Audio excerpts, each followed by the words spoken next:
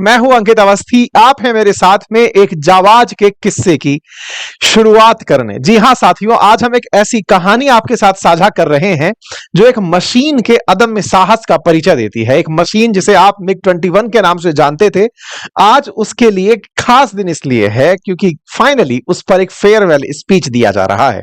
आज का ये जो सेशन है, असल मायने में कल 26 सितंबर के दिन हमारा मिग 21 जिसने दुश्मनों के दिल में डर बिठा दिया था, वो रिटायर हो रहा है। समय सबका होता है, समय सबका पूरा होता है, सर्विस का निश्चित समय होता है और समय जब निश्चित होता है तो उसके बाद एक रिटायरमेंट आता है। और जब रिटायरमेंट होता है तो सामान्यतया अच्छी यादों को दोहराया जाता है ताकि उनकी अच्छी यादों के साथ भविष्य में आने वाली नई पीढ़ी को ऊर्जा मिल सके, मोटिवेशन मिल सके। बस इसी क्रम में आज हमारे मिग 21 के रिटायरमेंट को याद करते हुए हम इस सेशन को कर रहे हैं क्योंकि इसकी कहानियां बहुत ही अनोखी हैं। कहते हैं एक समय पर यूएसएसआर और अमेरिका के बीच जब हथियारों की होड़ मची थी, तब मिग 21 यूएसएसआर द्वारा विकसित किया गया वो विमान था जिस विमान की नकल करने के लिए या जिस विमान में तकनीकी क्या लगी है ये जानने के लिए अमेरिका ने इजराइल की मदद से खूब सारी चोरियां की थी। यानी कि इसकी हर चीज संभव तरीके से ढूंढने का प्रयास किया था कि आफ्टर ऑल इसके अंदर ऐसा है क्या कि ये आवाज की गति से तेज चल लेता है। जी हां साथियों, द्वितीय विश्व युद्ध यानी 1949 से लेकर के 1939 से 45 के बीच में जब सेकेंड वर्ल्ड वॉर चल रहा था, उस समय हथियारों की जब होड़ मची थी, उस समय यूएसएसआर जिस चीज में तेजी से काम कर रहा था, सोवियत रूस जिस चीज में काम कर रहा था, वो था फाइटर जेट बनाने में। और फाइटर जेट भी छोटा मोटा नहीं, जो आवाज की गति से तेज चल सके, सुपरसोनिक फाइटर जेट बनाने के में। और उसी सुपरसोनिक फाइटर जेट को बनाने में सोवियत रूस कामयाब हुआ था मिग 21 के रूप में। यह मिग 21 जब सोवियत रूस ने बनाया तो हमारे किस काम आया साथियों? सोवियत रूस में जैसे ही यह इंडक्ट हुआ, उसके बाद इसे भारत को दिया गया 1963 में।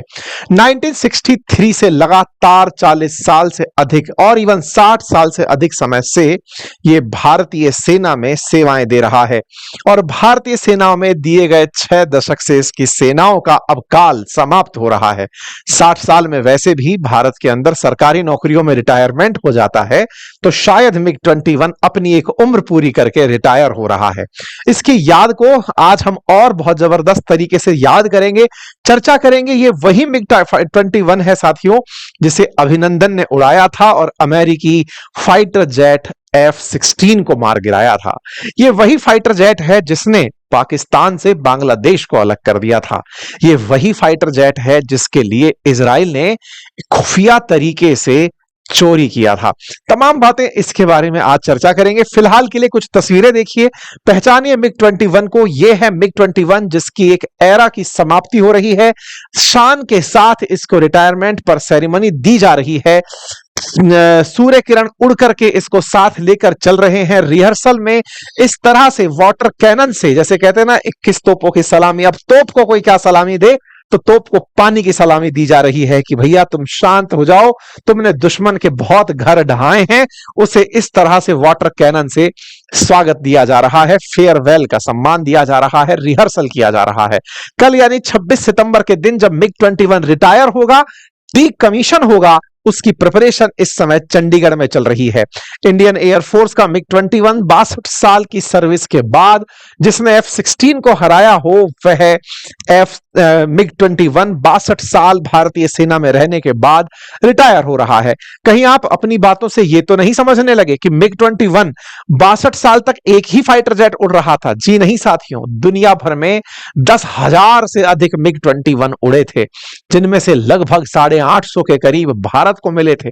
और उन 850 में से अब यह मिग 21 का आखिरी समय है, यानी कि अब इसके बाद भारतीय सेना इसका उपयोग युद्ध में नहीं करेगी। तो फिर किसका करेगी? तो हिंदुस्तान एरोनॉटिक्स को 62,370 करोड़ का ऑर्डर दिया गया है तेजस MK-1A बनाने का, ताकि वो इसको रिप्लेस कर सके 97 तेजस मार्क 1A के द्वारा। तो आने वाले समय में ये सारी बातें डिटेल के साथ बताएंगे। साथ ही चर्चा करते हुए आगे बढ़ते हैं साथियों कि मिग 21 का उपनाम पैंथर्स है। मिग 21 चंडीगढ़ वायुसेना स्टेशन पर समारोह के अंदर विदाई पाएगा। डिफेंस पीआरओ चेन्नई के द्वारा इसके ऊपर मैसेज किया गया, वीडियो बन करके इस समय चल रहे हैं, इसकी यादें, इसकी फ्लाइट्स दिखाई जा रही हैं कि मिग 21 किस तरह का जहाज था, दुनिया में इसको लेकर के अलग लेवल का क्रेज था, इसकी सटीक मारक क्षमता, इसकी उच्च गति, अत्यधिक स्पीड के साथ, सटीकता के साथ मैन्यूवरिंग जो थी इसकी, वो लोगों के लिए एक रहस्य की तरह थी। मिग 21 ने अब तक 2025 तक अगर भारतीय सेना के साथ रहकर दुश्मन के परखच्चे उड़ाए हैं। लेटेस्ट बालाकोट एयर स्ट्राइक जिसमें अभिनंदन ने अमेरिका के उन्नत F-16 को मार गिराया था, वो निश्चित ही काबिले तारीफ तो होगा ही। इसीलिए मिग 21 भारत में लंबे समय तक, आने वाले समय में एक नाम के रूप में रिकॉग्नाइज होगा। आप में से हो सकता है कुछ लोग ये कहें कि सर ये तो सोवियत रूस का था, यानी कि रूस का था, हम किस बात पर खुश हो रहे हैं? अरे भैया पैसा हमारा था, हम खरीदे थे, प्लस भारत को इसके अंदर टेक्नोलॉजी ट्रांसफर की गई थी। अर्थात मिग 21 सोवियत रूस से खरीदा भले ही था, लेकिन इसकी सारी तकनीकी हमारे पास थी, हम इसकी सर्विस अपने यहां करते थे, और तो और इसी के अंदर हमारे जो अपडेशन होते थे ना, वो हम अपने स्तर पर करते थे। यानी कि इसमें मिसाइल लगानी हो, इसके अंदर कुछ और नए सिस्टम सेट करने हो, इसी कारण से मिग 21 हमने ले चाहे पहले ही लिया हो, लेकिन यह लगातार अपडेट होता रहा। इसीलिए जिस मिग 21 ने F-16 को मार गिराया था, वो 60 साल पुराना नहीं था, वो अपडेटेड मिग 21 बाइसन था, जिसने दुश्मन को छकाया था। साथियों, इसीलिए इसकी तस्वीरें इस समय एयरफोर्स में हर तरफ चर्चा का विषय बनी हुई हैं। आइए थोड़ा सा इसका इतिहास चर्चा करते हैं। इतिहास के बारे में कहते हैं कि भारतीय वायुसेना के प्रमुख बने थे दिलबाग सिंह 1983 में। उन्हीं के नेतृत्व में 1963 में पहली बार मिग 21 की स्क्वाड्रन बनी थी। मिग 21 वर्ष 1960 के दशक में भारतीय वायुसेना के अंदर शामिल हुआ था। 11,000 से अधिक विमान जो पूरी दुनिया में थे, उसमें से 60 से अधिक देशों में मिग 21 का उपयोग हुआ था। अब बड़ा ही इंटरेस्टिंग जानकारी, इसमें MiG जो शब्द है, इसका एक मतलब है। असल में ये M और G जो है, ये दो वैज्ञानिकों का नाम है, दो आविष्कारकों का नाम है, दो उन इंजीनियर्स का नाम है जिन्होंने इसे बनाया था। और ये जो I शब्द लगा हुआ है, ये और के लिए यूज किया जाता है। तो M, I और G, यानी M और G नामक दो व्यक्तियों की वजह से यह बना था। इनमें से एक का नाम मिकोयान था और दूसरे का नाम गुरेविच था। तो मिकोयान और गुरेविच ने मिलकर इसे बनाया था, इसलिए MiG शब्द निकल कर आया था। 1939 के अंदर यह जिम्मेदारी इन दो एयरक्राफ्ट डिजाइनर्स को दी थी, जिनके नाम पर इसका नाम मिग पड़ा था, और यहां पर यह मिग तब से लगातार चलता आ रहा था। 1940 में मिग 1, मिग 3 लड़ाकू विमान तैयार कर लिए गए थे, जो 5 साल में, यानी सेकेंड वर्ल्ड वॉर खत्म होने से पहले 6 अपडेटेड विमानों में परिवर्तित हो गए थे।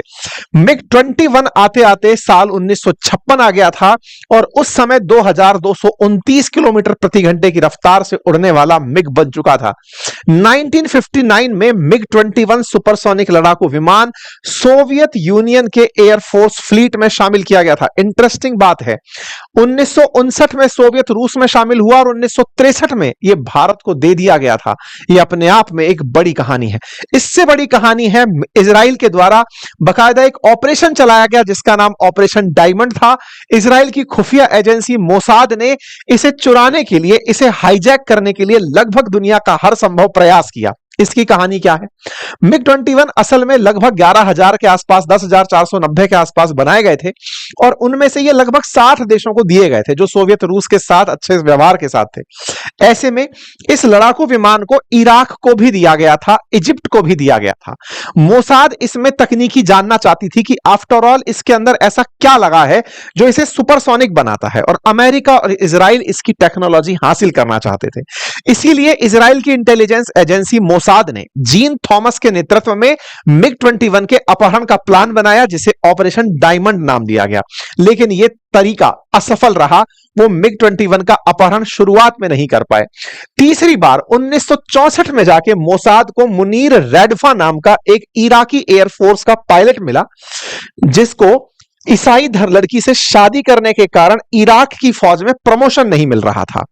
उसे मोसाद ने तोड़ लिया और उसने यानी मुनीर रेडफा नाम के व्यक्ति ने जब उसे यह आश्वासन दिया गया कि तुम्हारी जान की हिफाजत हम करेंगे, तुम्हें पैसा मिलेगा, तुम्हें यहां से सेफ एग्जिट मिलेगा, तुम्हारे पूरे परिवार को यहां से दूसरी जगह ले जाएंगे, तो उस रेडफा ने $10 लाख में इस विमान को उड़ाया और लेकर वो इजराइल में पहुंच गया।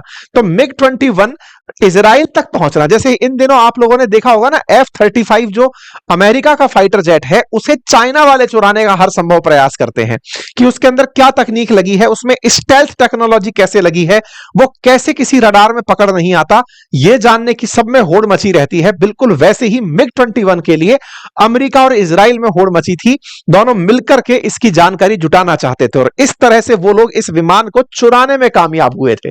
तो सोचकर देखिए कि 1963 में जिस विमान को भारत को केवल एक डील के माध्यम से दे दिया गया हो, रक्षा मंत्री वी.के. कृष्णन जो थे उन्होंने बकायदा इंडिया और सोवियत रूस की एक मिग डील की थी 1963 में, जिसके तहत भारत को यह विमान मिला था। 1964 में इसे बकायदा चुरा करके इजराइल वाले अपने साथ लेकर चले गए थे।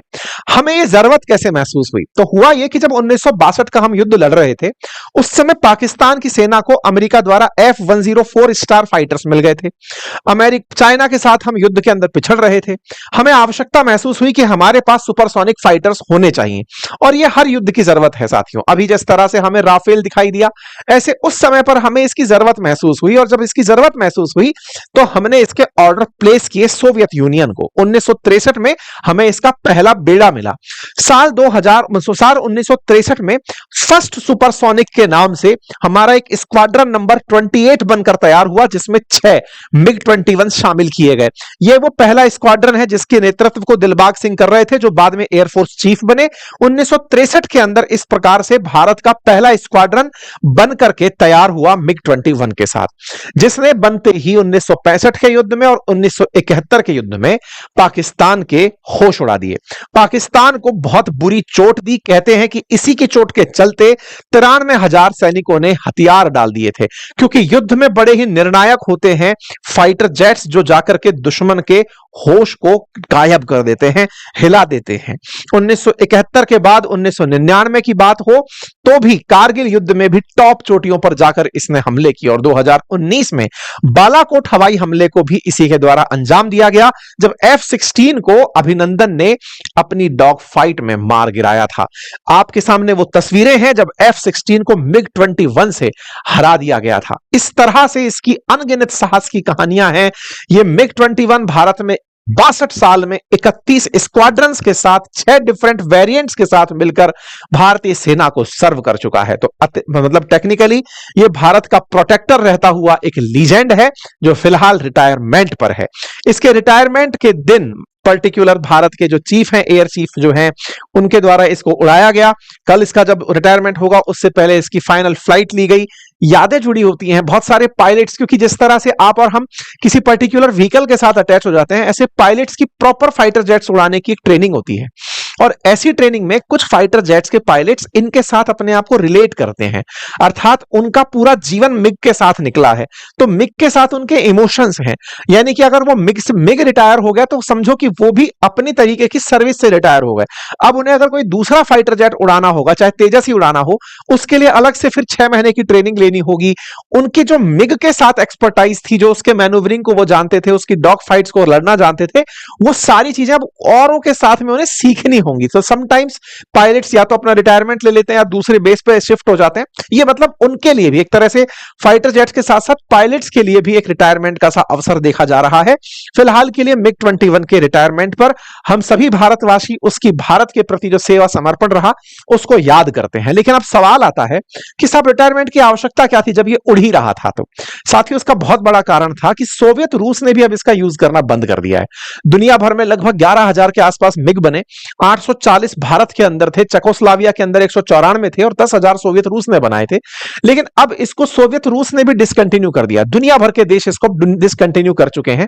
तो इसके लिए एक बड़ी दिक्कत यह रहती है कि अब इसके पास पार्ट्स नहीं मिलते, मतलब जो ओरिजिनल पार्ट्स हैं वो नहीं मिलते और इसके अंदर चूंकि तो दुनिया में तकनीकियां बहुत तेजी से आगे बढ़ रही है, ऐसे में दुनिया में बहुत उन्नत किस्म के फाइटर जेट ऑलरेडी आ चुके हैं।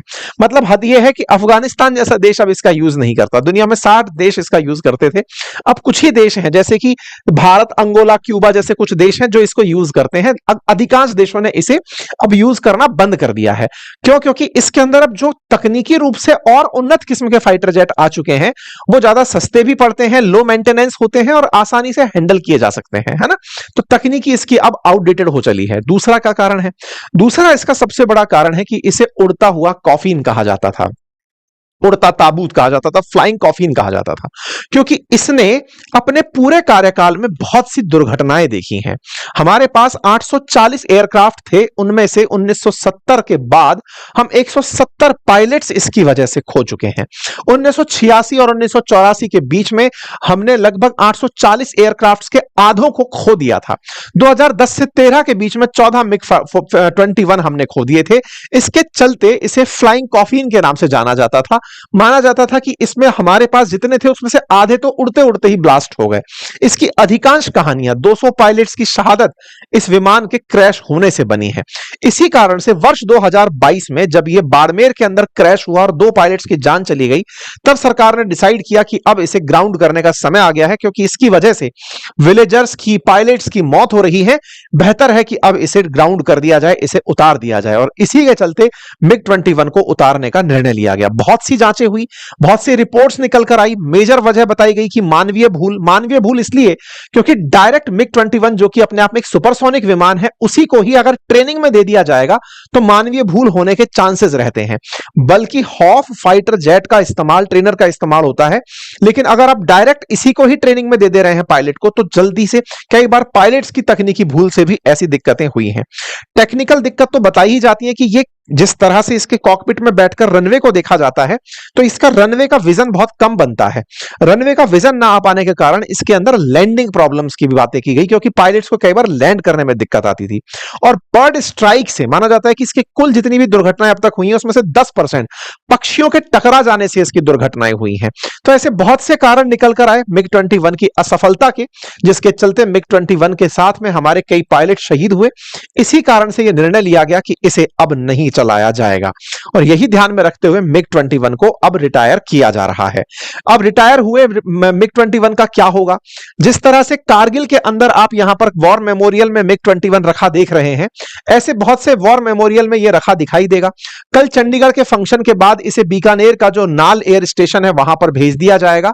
वहां से जो अच्छे पार्ट्स हैं, जो रीयूजेबल हैं, उन्हें कर लिया जाएगा। अदरवाइज बाकी इंजीनियरिंग कॉलेजेस में जो उनको डिमांड करेगा उनमें, जहां पर वायुसेना की प्रदर्शनी लगेगी वहां पर इन MiG-21 को भेज दिया जाएगा। ठीक है, अब सवाल यह आता है कि जब हम अपने फाइटर जेट्स को यूज करना बंद कर देंगे तो उसकी जरूरत तो रहेगी, तो क्या करेंगे? तो उसकी जगह हमें नए फाइटर जेट्स चाहिए होंगे। इसीलिए हमने हिंदुस्तान एरोनॉटिक लिमिटेड को फाइटर जेट्स का काम दिया है कि आप 97 हिंदुस्तान एरोनॉटिक लिमिटेड 97 तेजस मार्क 1A फाइटर जेट बनाकर हमको देने वाले हैं। इसके लिए केंद्र सरकार के द्वारा HAL के साथ 62,300 करोड़ रुपए की एक डील साइन की गई है। इससे पहले भी तेजस की 2021 में 83 मार्क 1A फाइटर जेट्स की ऑर्डर प्लेस की जा चुकी थी। तो आज आप मिनिस्ट्री ऑफ डिफेंस की तरफ से HAL को दिया जाता हुआ ये ऑर्डर देख सकते हैं। इसका मतलब ऑलरेडी हम लोग 83 फाइटर जेट की डील दे चुके हैं, 97 अब हो जाएंगे, तो मतलब लगभग 180 हमारे पास तेजस फाइटर जेट हो जाएंगे, जिसकी वजह से हम अपना ही एक स्क्वाड्रन इंडिजीनियस प्रकार से बने हुए फाइटर जेट्स का कर पाएंगे। तेजस MiG-21 से उन्नत है और ये कई प्रकार की तकनीकियों से युक्त है, रडार की क्षमताओं से युक्त है, और कई चलते चलते हवा में ही रिफ्यूलिंग के सिस्टम के लिए उन्नत किस्म का माना जाता है। जब MiG 2500 2200 किलोमीटर के आसपास एक बार में उड़ पाता है, तो ये 3000 किलोमीटर उड़ने की क्षमता से युक्त है। तो कुल इस प्रकार से हम अपना तेजस खुद का बनाकर यूज करेंगे। चैलेंज क्या है तेजस के साथ? तेजस में 64% के आसपास की सामान स्वदेशी है, बाकी इसके अंदर इंजन विदेशी है। इंजन हम अमेरिका वाला यूज कर रहे हैं।